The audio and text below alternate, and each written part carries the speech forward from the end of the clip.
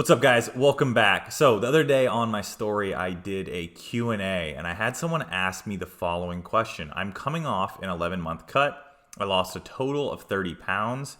How should I go about adding back calories? And it was a really, really good question. It wasn't a lot of context on the question, but it was still a good question. And it made me think, all right, recovery or reverse diet? What's going to be appropriate for this individual?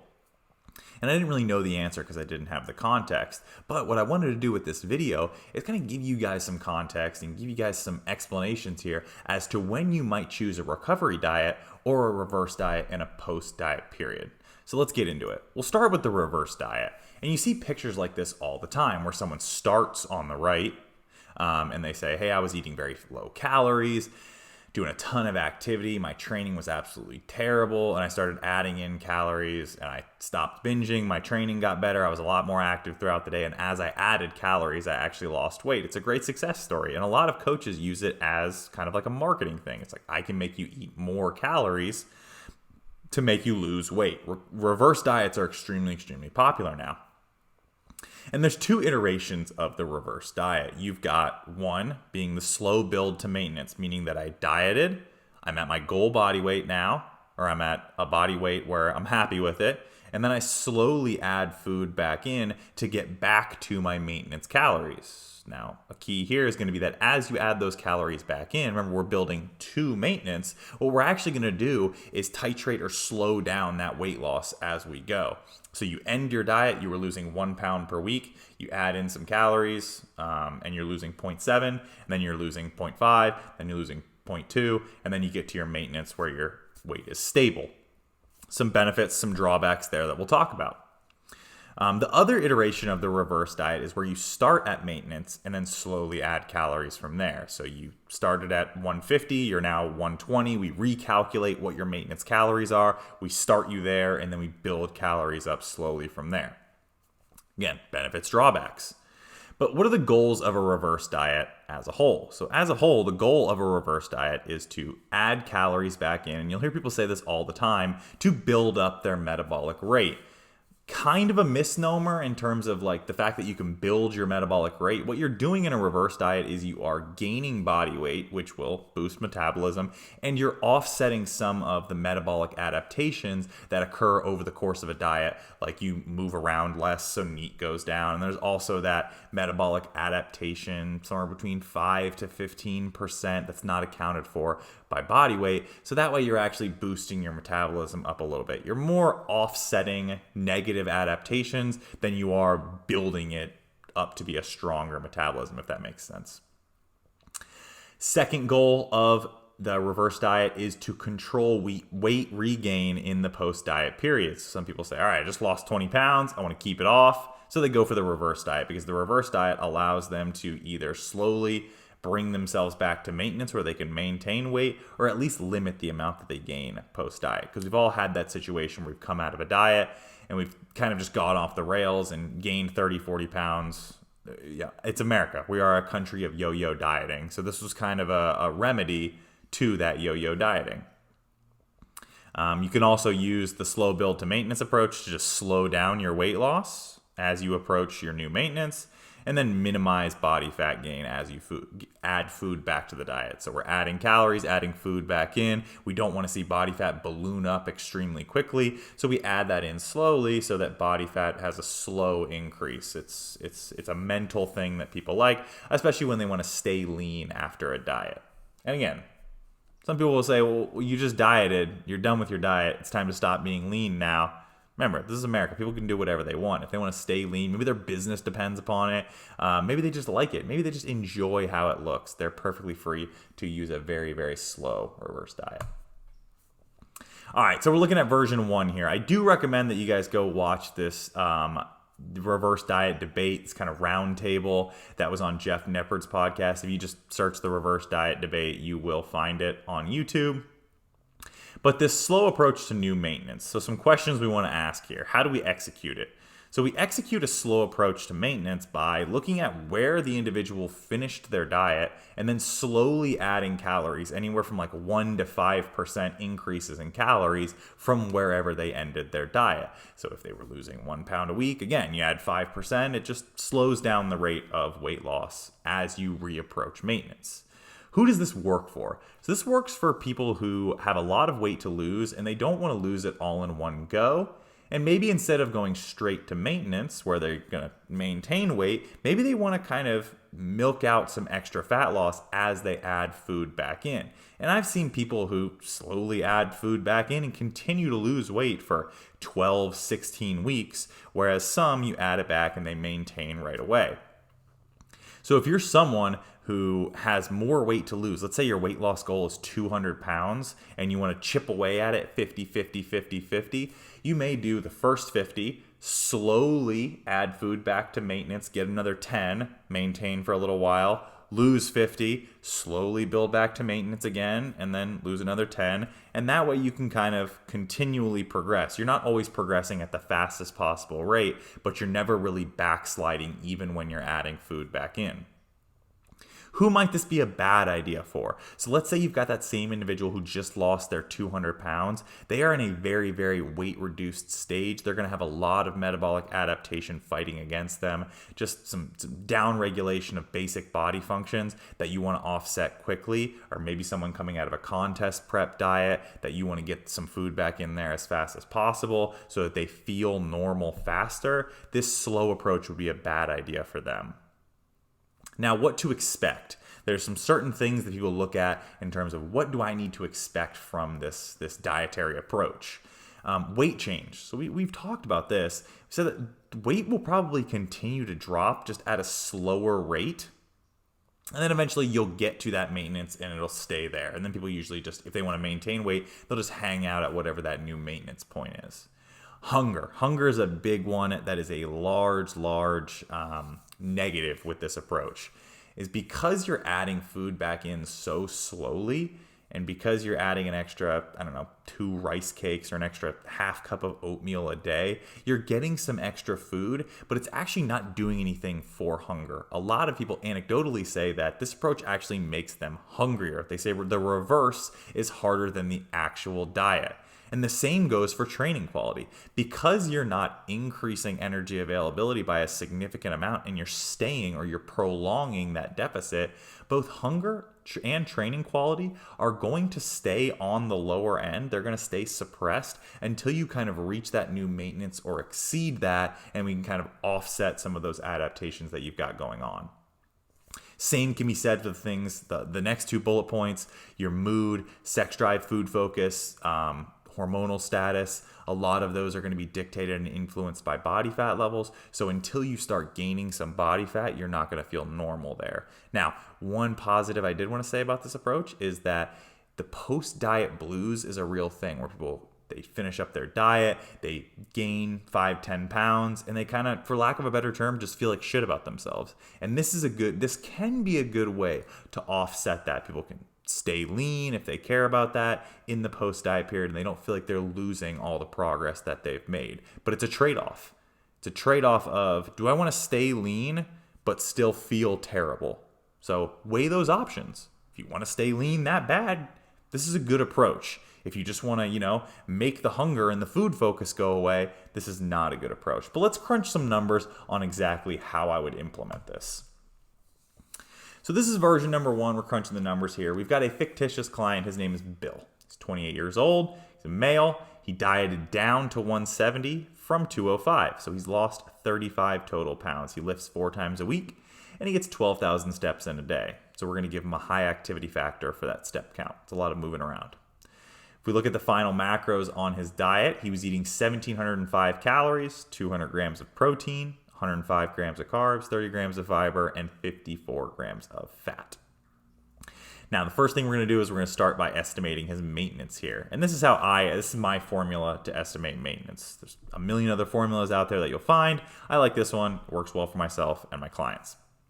You take body weight in kilos times 24 hours in a day times 1.4, that high activity factor, and then I multiply by 0.85 to account for somewhere around 15% metabolic adaptation. If we look back at the Minnesota semi-starvation study, they saw somewhere around a 10 to 15% down regulation in metabolic rate that could not be accounted for by body weight. I err on the higher end, so that way I can add calories back in faster if I need to. All right, so calculating out Bill's new maintenance. He's a 77.3 kilos. 24 times 1.4 times 0.85 gives him a new maintenance of 2208. But remember, we're not starting at the new maintenance with this approach. We were just building on the final diet macros back towards maintenance. So we'll add 2 to 5 calories, or 2 to 5 calories, 2 to 5% calories weekly up to that new maintenance. So the week 1 slow reverse macros, he's gonna be eating 1760 calories, 170 grams of protein, gram per pound, 158 grams of carbs, 30 to 38 grams of fiber, and 50 grams of fat. So then we're gonna monitor his weight gain. We're looking for anywhere from a 0 to 0.5% increase weekly. Again, this person might still lose weight, so we can add 2 to 5% calories based on what his weight does. So those are the numbers on the slow approach to maintenance. Now let's look at the starting at maintenance approach. So how do we execute this? We're going to do the same calculation. We're going to estimate their maintenance, but we're just going to start there. We're not going to build to it. We're going to start there. So who does this work for? This works great for individuals who, again, are trying to incrementally lose weight but want to intersperse a maintenance period in there. Maybe they even want to gain a little bit of weight back. So it's someone who just lost 30 pounds and they want to gain 10 pounds back to set themselves up for another 30 pounds of loss. So this can work well for individuals who are, again, incrementally dieting. They want to take a chunk out of it at a time. It can also work decently well for someone coming out of a steeper diet.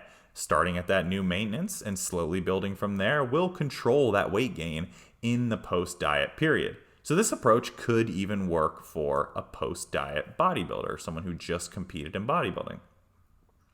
However, it may be a bad idea for individuals who have a ton of negative adaptations from dieting. So zero sex drive, hunger is through the roof, their mood is all over the place.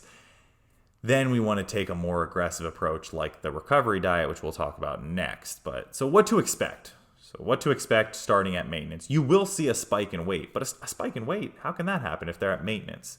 The spike in weight that you're going to see is an accretion of glycogen and water within the muscle. So we are adding a good amount of carbohydrate back to the diet. So you'll see an initial spike in weight as the body kind of refills out those glycogen stores and holds on to some extra water.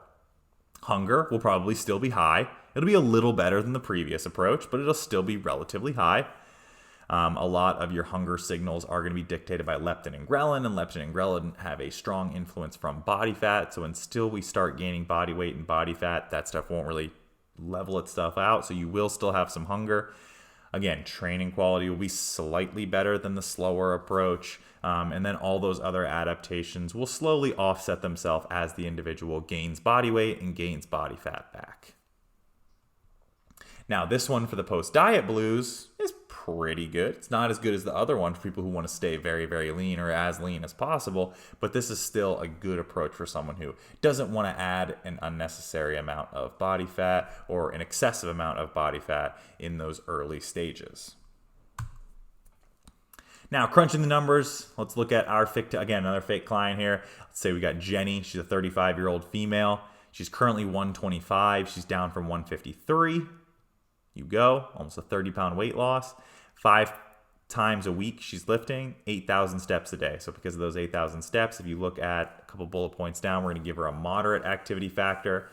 Her final diet macros, she got pretty low there, less than 10 kcals per pound, 1135 calories, 135 grams of protein, 70 grams carbs, 20 grams of fiber, and 35 grams of fat. So we estimate her maintenance, just like Bill, but we added a step. So I use a female modifier of 0.9. So body weight in kilos times 24 times 1.2, the moderate activity factor dictated by step count, times 0.85 to account for any metabolic adaptations that may have occurred, and then times 0.9, which is your female modifier, just for smaller body size, less muscle mass. So our new maintenance, 56.8 times 24 times 1.2 times 0.85 times 0.9 get around 1251 calories. That is low. Man, that is low. It sucks to be a very small, not very active female. Guys, we have it easy. Females, a lot harder for losing body weight, losing body fat. All right, so what do we do in the second approach here? Remember, we're starting at maintenance and then building slowly. So we can start with her calories at maintenance, 1255 calories, 135 grams of protein, 100 grams of carbs, 20 grams of fiber, 35 grams of fat. So we are adding in some extra food there, not a ton, but we are adding in some to put her back at maintenance. Then you want to monitor her weight gain, looking for about 0 to 0.5% weight gain per week, especially in those early phases. So add 2 to 5% calories weekly if you are seeing the corresponding weight gain. If you're seeing a humongous spike in weight, ask some questions. Did anything go wrong? Do we stick to the numbers? Maybe hold numbers steady. You may have overshot maintenance by a little bit. So just hold steady if the person feels okay to kind of keep their weight from ballooning too fast if that's their goal. Now, the third approach here, popularized by our friends at 3DMJ, the recovery diet. So if you want to learn a lot about the recovery diet, just search 3DMJ recovery diet on YouTube. You'll find a great video there. So what are the goals of the recovery diet? We are looking to bring calories above, keyword there, above maintenance immediately post-diet with the goal of reversing adaptations via deliberate weight gain. So we are trying to be 5 to 10% over the post-diet or stage weight within 4 to 6 weeks. What does this do? It allows for a mental and physical return to normal as fast as possible, especially in that post-contest period. We should see an improvement in hormonal status, training quality, food focus, all of that almost immediately. And by immediately, I mean in a couple weeks as opposed to a couple months. So how do we execute it? Brad Loomis has a great part of the video where he talks about it. He said, listen, if you don't have any other competitions or you're not transitioning into another diet anytime soon, you're going to go out for the post-diet meal or that post-show meal. This is going to be untracked. It's going to be appetizer, entree, dessert. Enjoy yourself. The next day, you're going to wake up, you're going to have 3 square untracked meals, meaning you go out for breakfast, lunch, and dinner, or go out for breakfast, get some eggs, some pancakes, whatever it may be. Maybe you go to lunch, Panera, you get a sandwich and soup. And then for dinner, you have a nice steak and a potato and a Ben & Jerry's. Okay, so you got your 2 days, you got your post-diet meal, you got your untracked day. Now we're kind of getting back on track here. Now you've got a 4 to 6 week period where the goal is to gain 5 to 10% over your stage or your post-diet weight.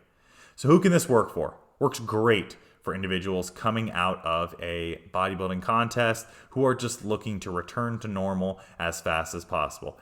Fact is, you don't need those glute striations. You don't need those ab veins year round. They're great for the stage, but they are not good for any other aspect of life other than texting your mom and telling her, hey, look, mom, I look like a sweet potato. And she's like, you're disgusting. True story. Who might it be a bad idea for? Let's say you've got another contest in 4 weeks, or let's say you're trying to, lose that next chunk of 50 pounds after 2 or 3 months of maintenance.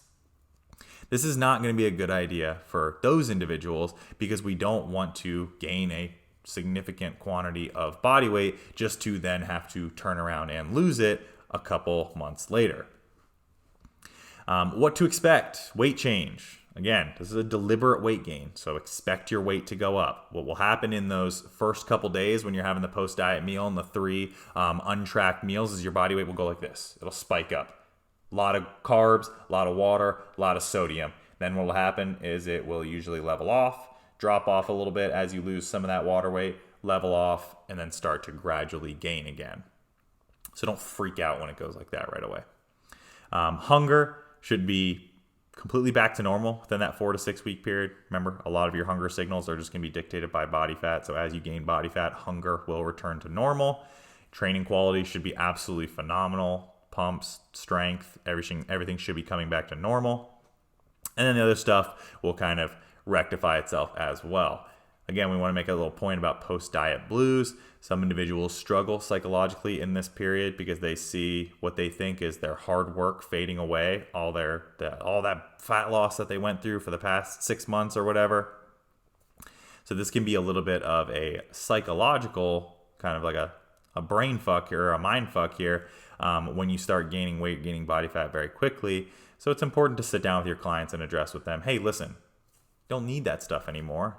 We want you to feel normal. We want you to look at food normally again. We want you to be able to get through your work day without having to drink an absurd amount of coffee. We want you to be intimate with your lover every day now, whereas before it just never happened because you were so focused on food. I want to get you back to normal, and getting you back to normal is going to be a product of gaining weight, gaining body fat. So it's a necessary part of the process. All right, let's crunch the numbers here.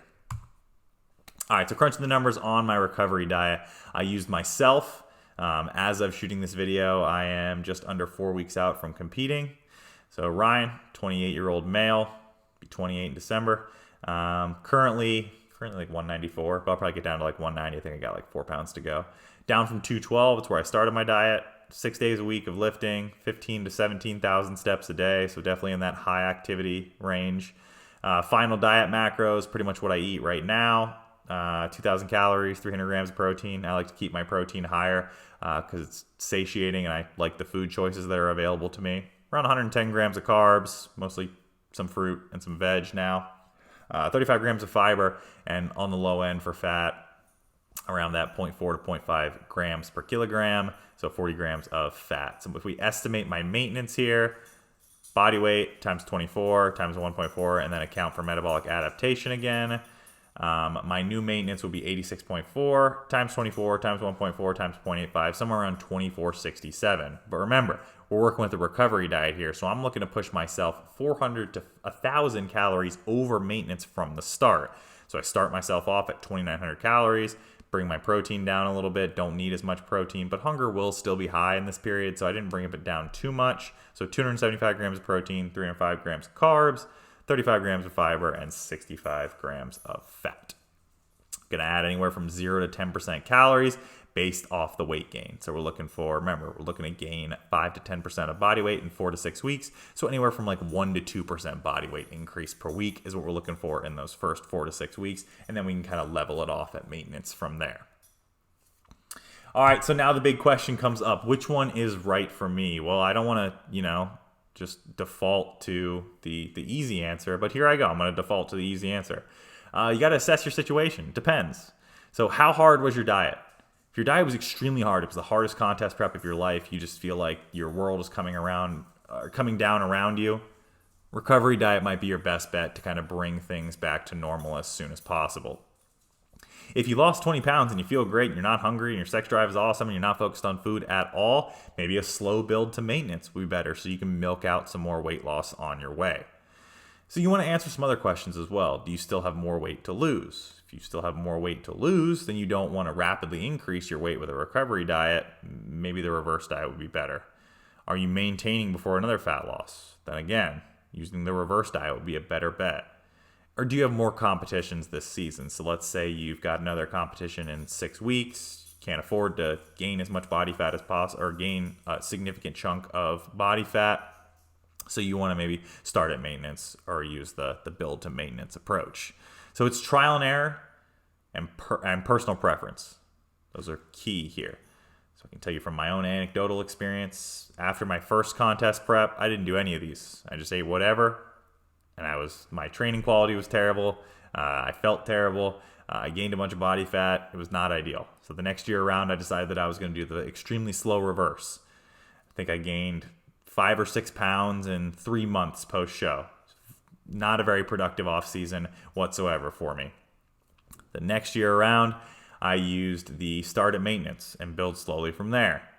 Had a much better experience than the year prior.